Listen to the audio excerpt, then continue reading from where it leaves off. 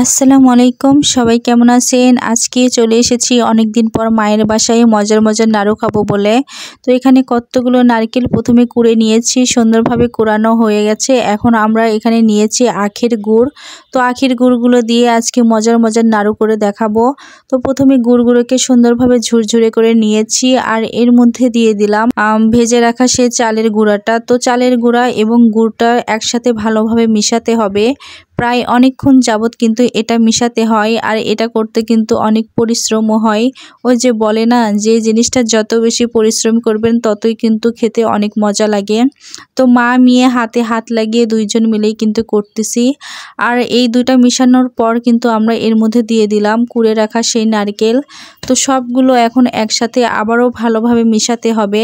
তো দেখুন সুন্দরভাবে মা মেয়ে হাতে হাত লাগিয়ে পারফেক্টভাবে কিন্তু মিশিয়েছি। আর এখন শুধু এক এক করে নাড়ু করব।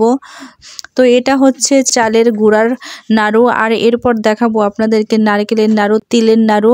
তো বাসায় নিয়ে যাওয়ার জন্য দেখুন বক্স করে ফেলেছি। আর পরবর্তী ভিডিও দেখার জন্য পাশেই থাকবেন।